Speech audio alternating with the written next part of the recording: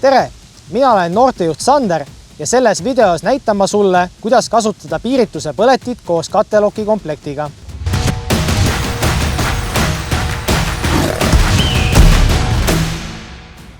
Sellised Rootsi päritolu katteloki komplektid on väga vastupidavad ja töökindlad ning seetõttu on nad laialdaselt kasutuses nii Kaitseliidus kui ka Kaitseväes. Selliseid komplekte on hea kasutada sellistel väljaõppeüritustel, kus toitlustus on tagatud kas 24 tunni toidupakkide või toiduainetega. Rakendades kõiki ohutusnõudeid ning kasutades kõiki komplektis olevaid elemente, saab endale väga lihtsasti keeta kas vett või valmistada väga maitsva heine. Selle komplekti kasutamist nüüd teile näitamegi. Mis tahes kütusel töötava põleti kasutamisel tuleb jälgida, et see aluspind, kus sa põleti asetad, oleks stabiilne. Selleks sobib väga hästi mõni lapikum kivi või näiteks puukänd. Lisaks tuleb põleti ja selle raadiusest eemaldada hein, väiksemad oksad ja selline materjal, mis võib kergesti süttida. Kui hea aluspind on leitud, siis tuleb põleti asetada sinna ning kontrollida, et see on stabiilselt asetatud. Ja seejärel tuleb põletilt eemaldada selle kork. Korgi eemaldamisel tuleb veenduda, et see tihend, mis siin sees on, ei jääks mitte siia põleti ümber, vaid siia korgi sisse. Kui see jääb siia põleti ümber, siis võib see pärast lihtsalt kinni sulada. Kui põleti on stabiilselt maha asetatud, siis tuleb võtta väike valge pudel, mille sees on selle põleti kütus ehk tehniline piiritus. Seda piiritust tuleb siia põleti sisse valada osade kaupa ja seda valada siia tuleks niimoodi, et sinu käsi on täies pikkuses välja sirutatud. See on vajalik selle jaoks, et kui näiteks päike on kuumusega selle põleti väga soojaks kütnud, siis võib see näiteks iseeneslikult süttida. See tõenäosus on muidugi väike, aga selleks ohuks tuleb alati valmis olla. Seejärel tulebki väike kogus piiritust valada selle põleti sisse. Ja nüüd tuleb oodata, kuni see piiritus natukene settib. See põleti koosneb erinevatest plekikihtidest. Nüüd tuleb oodata, kuni see piiritus vajub nende plekikihtide vahele. See tasapind siin vaikselt vajub ning seejärel võid lisada uue koguse piiritust.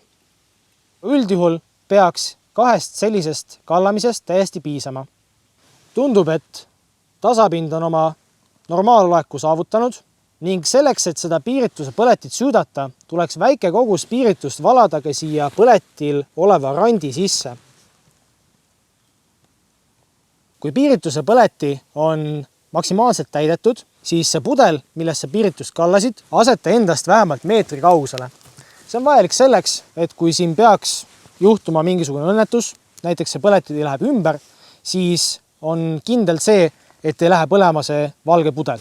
Kui põleti on täidetud, pudel on ohutuskauguses, siis võid asuda selle põleti süütamiseni. Nagu enne mainisin, siis valasime väikse koguse piiritust siia randi peale, selleks, et selle abil siis süüdata seda põletit. Sellisel viisil süüdates on ka ohutuskauguses sinu käsi, ehk siis ta ei ole mitte põleti kohal, vaid ta on siin ääres.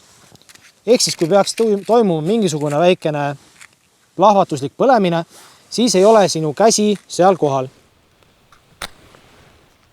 Piirituse põleti leek on tihtipeale raskesti märgatav. Selleks, et veenduda, kas see põleti põleb või mitte, tuleks enda laba käega käia kergelt siit põleti kohalt üle. Kui tunned soojust, siis oled kindel, et põleti põleb kenasti. Kui nüüd soovid hakata süüa tegema, siis tuleks põleti ümber asetada tuulekoda. Tuulekoda on selline plekist moodustis, mille sees on 2 metalltraadist kõrva. Transpordi asendis on need kõrvad kokku võlditud, kuid selleks, et asetada siia peale kas kattelokki või selle kaant, tuleks need kõrvad üles voltida. Nüüd tuleb jälgida ka seda, et põleti ning selle ümbrus on läinud soojaks. Seetõttu tuleks kasutada kindaid. Kui põleti on töövalmis, siis saab siin peal juba kas vett keeta, midagi praadida või muul moel toitu valmistada. Kui selline põleti on täielikult täidetud, siis põleb see kuskil 30 minutit. See on piisav aeg selleks, et endale vett keeta ja midagi muud ka süüa teha. Kui on soov siia põletisse piiritust lisada, siis tuleb kindlasti veenduda selles, et see põleti on kustunud. Vastasel korral on tagajärjeks väga rasked põletushaavad. Kui oled enda söögi tegemise lõpetanud ning soovid põletit kustutada, siis seda ei tohi teha mitte mingil muul moel kui ainult selle korgiga. Siit korgi seest tuleks ära võtta see tihend ning see põletikork tuleks asetada põleti peale. Selline tegevus lämmatab leegi ning põleti kustub ära. Aga pane tähele, selline põleti on veel väga kuum. Seega oota, kuni see jahtub kenasti maha. Kui oled kuskil 20 sekundit oodanud, siis võid selle korgi ära võtta ning veenduda, et leek on kustunud. Siit võib veel tulla mõningast veeauru või suitsu, kuidas keegi ütleb, aga põleti enam ei põle. Kui oled enda põleti kasutamise lõpetanud, siis kalla piirituse põleti üleliigsest kütusest tühjaks. Paigalda korgile tagasi tihend ning sulge põleti korgiga.